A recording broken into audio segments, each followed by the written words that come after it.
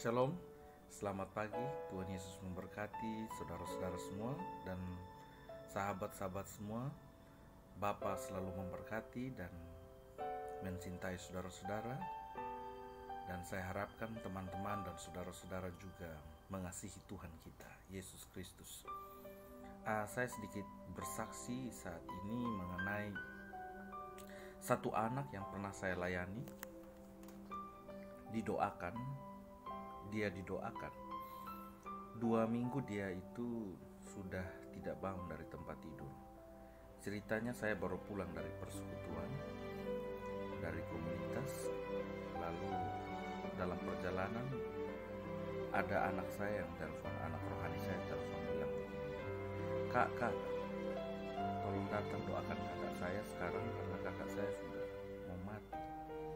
Sudah 2 minggu tidak makan, badannya sudah kurus dan hanya di tempat tidur. Minum air pun juga sedikit saja dan muntah lagi. Oke, saya langsung cepat-cepat berangkat ke sana. Dan sampai ke sana keluarganya sudah duduk ramai-ramai semuanya mendoakan anak ini dan menanti kedatangan saya. Jadi saya sampai ke sana. Lalu saya berbicara kepada anak itu. Sepatah dua kata saya bilang, sudah berapa lama kamu sakit seperti ini? Saya hanya bilang, apakah kamu percaya bahwa kamu akan sembuh oleh kuasa Yesus Kristus Tuhan hari ini? Ya, semuanya ada di situ. Opanya, mamanya, dan saudara-saudara lainnya ada banyak dalam rumah. Tapi saya hanya bilang sama keluarga itu, hari ini saudara-saudara semua dan kamu termasuk yang sakit, laki-laki ini, kamu akan sembuh saat ini juga, bukan besok atau nanti. Dan saya percaya saat itu suara Tuhan dalam hati saya mengatakan memang dia akan sembuh saat ini. Tapi kamu akan melihat sesuatu ke depan. Ya, saya tidak tahu. Saya hanya tugas menyampaikan pesan Bapa dan saya doakan dan dia disembuhkan Tuhan kita Yesus saat itu. Saat itu saya mendoakan dia, saya minumkan air yang sudah saya doakan. Saya hanya doa buat dia. Dan saat itu juga dia sembuh di depan keluarganya. Keluarganya semuanya nangis karena saat itu langsung dia bisa makan. Saya bilang, saat ini juga saya doakan kamu akan sembuh. Tapi ingat satu, karena terlalu banyak orang mau disembuhkan Tuhan tapi tidak tahu berterima kasih sama Tuhan. Dan bahkan saya mau setelah kamu sembuh kamu melayani Tuhan dimanapun, mau di gereja, ambil bagian di pemuda atau di persekutuan, dimanapun terserah kamu. Saya sampaikan pesan itu kepada dia. Dan saya sampaikan pesan juga kepada keluarganya, harus ada doa dalam rumah ini. Oke, saya lanjut mendoakan anak ini. Singkat saja, setelah saya minumkan air yang didoakan dan Tuhan jamah anak ini, langsung saya suruh dia bangun karena dia memang tidak bisa bangkit dari tempat tidur. Kata keluarganya, anak ini sudah tunggu untuk mati. Jadi mereka sudah pasrahkan, seolah-olah saya datang berdoa serahkan. Dan saya bilang hari ini juga tidak perlu bawa ke rumah sakit. Hari ini juga tidak perlu panik. Dia tidak akan mati dengan dia akan bangun dan dia akan sembuh. Setelah saya doakan, saya suruh dia bangun dan dia melihat Tuhan datang menyembuhkan dia. Dia terharu dan menangis. Oke, saya melihat tadi, saya bahagia juga, sukacita anak ini sembuh. Setelah itu saya suruh makan dan dia bisa makan. Dia sembuh, singkatnya dia sembuh. Dan keluarganya sangat bersyukur pada Tuhan. Dia sembuh. Tapi setelah sembuh kan, saya masih berkunjung ke rumah itu setiap minggu, kadang setiap bulan saya kunjungi, kadang juga 1-3 bulan sekali saya kunjungi. Anak itu tidak ada lagi. Dia sudah sibuk dengan kesenangan dunia, jadi supir bemo, konjak bemo, dan saya berjumpa dia di jalan. Beberapa tahun kemudian saya mendengar bahwa dia sudah menghamili anak orang itu. Tidak bertanggung jawab, bahkan dia mengejar motor orang, dia menghilangkan motor orang tersebut. Dia lari meninggalkan kota Kupang dan mencari uang di luar dan kembali sudah punya anak dan tidak terlalu bertanggung jawab terhadap anak itu dan hobi mabuk-mabukan. Saya hanya bilang pada keluarganya begini, bahwa saat dia disembuhkan Tuhan, Tuhan merindukan dia datang pada Tuhan. Tapi itulah manusia. Ini juga pesan kepada teman-teman, saudara semua, yang kebanyakan mencari hamba Tuhan, minta didoakan tapi tidak mau berterima kasih sama Tuhan dan melayani Tuhan setelah disembuhkan atau dipertobatkan dan ditangkap Tuhan. Apalagi setelah diberkati Tuhan tapi tidak mau melayani Tuhan. Ini bukan seberapa besar dosa kita, tapi masalahnya adalah kita mau memberi diri untuk dibentuk Tuhan dan melayani Tuhan seumur hidup kita, dan Tuhan masih memberikan kita kesempatan.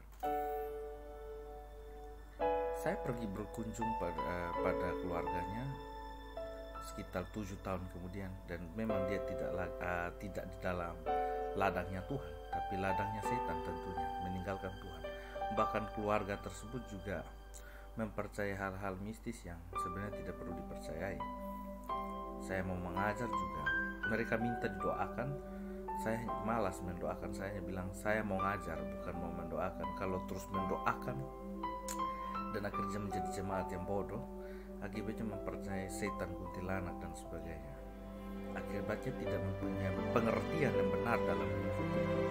Lebih mentuhankan hamba Tuhan daripada kita benar-benar percaya dan mengandalkan Tuhan dengan pengertian yang benar tentang takut akan Tuhan. Keluarga itu sampai sekarang belum benar-benar bertobat seluruhnya. Dan pada saat saya pergi juga beberapa yang sudah saat itu pertama kali saya turun sudah tidak ada, sudah meninggal. Tapi mereka beberapa masih hidup. Lalu saya bilang kepada mereka dan juga pesan siapa saja yang menonton video saya, seperti 10 orang kusta yang disembuhkan Tuhan Yesus. Kesembilannya pergi dan satu saja yang kembali, yaitu orang Samaria itu yang disembuhkan. 10 yang disembuhkan dari penyakit kusta, hanya satu yang datang berterima kasih sama Tuhan. Dan saat kisah di Alkitab itu saya baca, ternyata benar bahwa banyak orang yang mau sembuh, dan kenyataan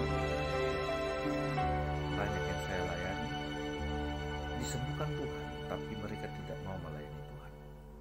Hidup asal-asalan dan mengecewakan hati Tuhan, mengecewakan istri, mengecewakan anak, mengecewakan tetangga, mengecewakan Tuhan tentunya.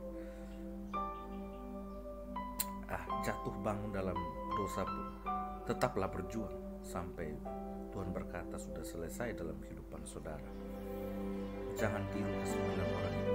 9 orang yang disembuhkan Tuhan dari penyakit setelah tidak kembali berterima kasih pada Tuhan yang menyembuhkannya. Wujud dari kita berterima kasih ya salah satunya melayani. Mungkin kita sibuk bisnis, sibuk kerja, pegawai, tapi milikilah waktu untuk berterima kasih sama Tuhan dan melayani Tuhan, menginjili orang, berdoa pribadi atau berdoa di komunitas atau persekutuan, di gereja, di pemuda, ambil bagian atau menjadi majelis dan sebagainya. Bagaimana mungkin teman-teman atau opa oma semua, saudara-saudara semua minta Tuhan sembuhkan tapi tidak tahu diri terhadap pencipta? Itu sangat kurang ajar. Setega itukah kita pada Tuhan?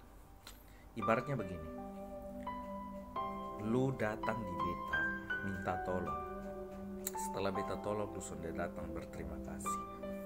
Lu bilang lu susah, beta tolong, tapi setelah lu bahagia lu kasih tinggal beta. Itu manusia yang tidak tahu diri. Ini Tuhan kita telah menyembuhkan kita. Bukankah banyak sekali KKR sembuhkan Tuhan? Banyak yang minta disembuhkan, tapi setelah itu hidup mereka jauh. Mujizat yang mereka alami pertama kali mereka berulang kali disembuhkan Tuhan dengan mujizat. Amin, mujizat itu nyata. Tapi mujizat terbesar adalah kau melayani Tuhan sampai Tuhan berkata sudah selesai dalam kehidupan kamu. pesan saya hari ini buat saudara-saudara semua yang mungkin lagi sakit,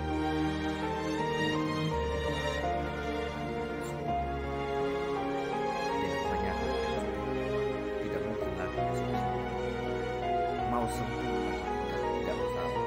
Yang terpenting adalah keselamatan jiwa saudara. Percuma secara fisik saudara sembuh, tapi jiwa dan roh saudara masuk neraka. Percuma kalau sampai jiwa saudara masuk neraka, apa untungnya disembuhkan secara fisik? Makanya terpenting berubah akal budi saudara supaya Tuhan berkenan. Belajar untuk berkenan di depan Tuhan tidak mudah. Bisa prosesnya 1 tahun, 2 tahun, bertahun-tahun, tergantung saudara-saudara semua.